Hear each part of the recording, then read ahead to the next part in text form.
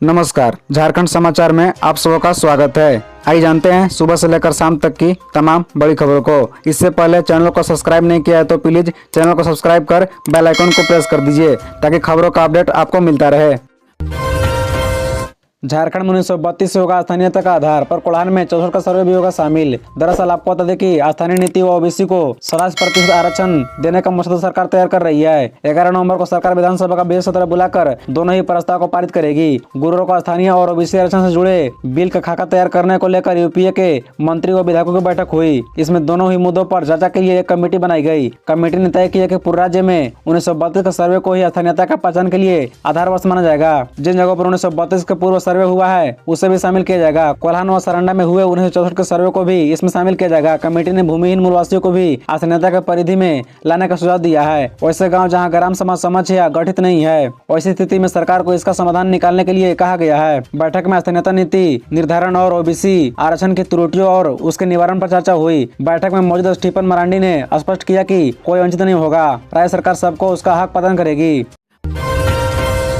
CM Hemant Soren ने दी चुनौती, समन क्यों भेजते हो, मैं गुनहगार हूं तो गिरफ्तार करो। ईडी से 3 हफ्ते का मांगा समय। दरअसल आपको बता दें कि मुख्यमंत्री हेमंत सोरेन ने ईडी के समक्ष हाजिर होने के लिए 3 हफ्ते का वक्त मांगा है। दूसरी तरफ अवैध खनन मामले में ईडी की ओर से मिले समन को मुख्यमंत्री हेमंत सोरेन ने सीधी चुनौती भी दी है। उन्होंने खुले मन से कहा कि अगर हमने कोई गुनाह किया है तो समन क्यों भेजते हो, पूछताछ क्यों करते हो, सीधे गिरफ्तार करके दिखाओ, फिर इस राज्य की जनता जवाब देगी। गुरुवार को काकरोड स्थित सीएम आवास के बाहर जुटे हममो कार्यकर्ता को मुख्यमंत्री ने संबोधित करते हुए उक्त बातें कही। उन्होंने कहा कि 3 नवंबर को वह छत्तीसगढ़ में आयोजित आदिवासी नृत्य महोत्सव में शामिल होने जा रहे थे। साजिश के तहत इसी दिन ईडी की ओर से हाजिरी लगाने का समन आ गया। उन्होंने सवालिया लहजे में कहा कि ईडी और भाजपा कार्यालय की सुरक्षा बढ़ा दी गई है। क्या इन्हें झारखंडियों से डर लगता है? यदि झारखंडी अपनी पर आ जाए तो सिर छुपाने की जगह नहीं मिलेगी। सीएम ने कार्यकर्ताओं से कहा कि आप तैयार रहें, आने वाले समय में इनको राजनीतिक रूप से ऐसा जवाब देंगे कि दोबारा सिर उठाने की हिम्मत नहीं कर सकें। विशेष समारोह का आयोजन। रायपुर में आयोजित 33 राष्ट्रीय आदिवासी नृत्य महोत्सव में बतौर मुख्य अतिथि शामिल हुए मुख्यमंत्री हेमंत सोरेन। दरअसल आपको बता दें कि मुख्यमंत्री हेमंत सोरेन ने कहा कि झारखंड, बिहार, ओडिशा, छत्तीसगढ़, बंगाल समेत देश के कई हिस्सों में आदिवासी, दलितों और पिछड़े वर्ग की समस्याओं का समाधान देश के आजाद होने के 75 सालों के बाद भी नहीं हुआ है। हमारी सरकार इनकी समस्याओं का समाधान करने के साथ इनके आगे बढ़ने का मार्ग प्रशस्त करने का प्रयास कर रही है। झारखंड और छत्तीसगढ़ में आदिवासियों के लिए विशेष समारोह का आयोजन इसी कड़ी का हिस्सा है। झारखंड और छत्तीसगढ़ भाई भाई हैं क्योंकि दोनों राज्यों में कई समानताएं हैं। दोनों ही राज्यों में आदिवासी की एक बड़ी आबादी निवास करती है। वे गुरुवार को छत्तीसगढ़ की राजधानी रायपुर में आयोजित 33 राष्ट्रीय आदिवासी नृत्य महोत्सव को बतौर मुख्य अतिथि संबोधित कर रहे थे। उन्होंने कहा कि विविधता में एकता हमारे देश की पहचान है। इसलिए अगर हम अपने देश को विकसित राष्ट्र के रूप में देखना चाहते हैं तो इसके लिए जरूरी है सभी वर्गों, समूह और तबके का समुचित और समेकित विकास हो। मुख्यमंत्री ने कहा, आदिवासी समाज सदियों से अहम भूमिका निभाता आ रहा है। यह ऐसा वर्ग है जो सदियों से संघर्षरत रहा है। झारखंड की लगभग 28 से 30% आबादी आदिवासियों की है, लेकिन अलग राज्य बनने के बाद कभी भी आदिवासियों के लिए कोई विशेष कार्यक्रम का आयोजन नहीं किए गए। हमारी सरकार ने पहली बार इस वर्ष आदिवासी दिवस के मौके पर भव्य कार्यक्रम का आयोजन किया। हेमंत सोरेन ने क्यों पूर्व मुख्यमंत्री रघुवर दास को भी समन करे ईडी, बोले विधायक सजू राय। दरअसल आपको बता दें कि झारखंड के पूर्व मंत्री सह जमशेदपुर पूर्वी के विधायक सजू राय ने कहा कि ईडी मुख्यमंत्री हेमंत सोरेन के विधायक प्रतिनिधि पंकज मिश्रा पर हुई चार्जशीट के आधार पर सीएम को बुला रही है, जो साहेबगंज और पाकुड़ में गिट्टी घोटाला से संबंधित है। सजू राय का आरोप है कि इस मामले में मुख्यमंत्री हेमंत सोरेन से अधिक घोटाला रघुवर दास के मुख्यमंत्री और खान मंत्री रहते हुआ है। इसका प्रमाण ईडी की उसी चार्जशीट में है जिसके आधार पर हेमंत सोरेन को पूछताछ के लिए बुलाया जा रहा है। उन्होंने कहा कि हेमंत सोरेन सरकार पर तो सिर्फ गिट्टी घोटाले का आरोप है, जिसमें उनका प्रतिनिधि पंकज मिश्रा मुख्य अभियुक्त है, पर रघुवर दास पर तो गिट्टी घोटाले के साथ ही मनरेगा घोटाले का भी आरोप है, जो ईडी की उसी चार्जशीट में शामिल है, जिसमें पूजा सिंघल पर मुकदमा हुआ है। सजू राय गुरुवार को जमशेदपुर में संवाददाता सम्मेलन में ये आरोप लगा रहे थे।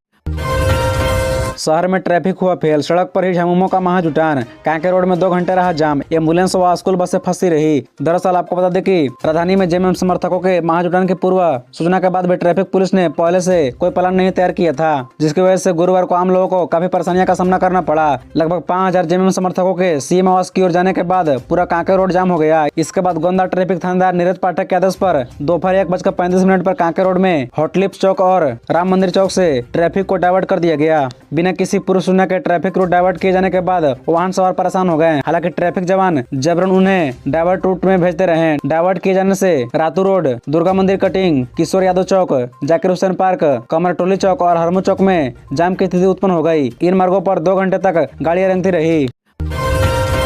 सीएम के बयान पर भड़की बीजेपी। बाबूलाल बोले मंच के सहारे कार्यकर्ताओं को दी गई धमकी। बता दें कि ईडी के समन भेजे जाने के बाद कार्यकर्ताओं को संबोधित करने के दौरान मुख्यमंत्री हेमंत सोरेन के बयान पर भाजपा नेता भड़क गए। गुरुवार को सीएम हाउस के बाहर मुख्यमंत्री द्वारा दिए गए बयान को भाजपा विधायक दल के नेता सह पूर्व मुख्यमंत्री बाबूलाल मरांडी ने 22 सेकंड का एक वीडियो ट्वीट किया है, जिसमें मुख्यमंत्री को यह कहते हुए दिखाया गया है कि भाजपा ने जो धरना प्रदर्शन किया है उसमें जाने वालों को चिन्हित करें। वक्त आने पर सबको चुन चुन कर सबक सिखाया जाएगा। मुख्यमंत्री हेमंत सोरेन के भाषण पर कड़ी प्रतिक्रिया देते हुए भाजपा प्रदेश सह सांसद दीपक प्रकाश ने कहा कि मुख्यमंत्री सत्ता के मत से लोकतंत्र का गला घोटना चाहते हैं। उन्होंने कहा कि झारखंड आंदोलन को बचने और खरीदने वाले इस दर्द को क्या समझेंगे। भाजपा राज्य के 3.25 करोड़ जनता की भावनाओं को अभियुक्ति है।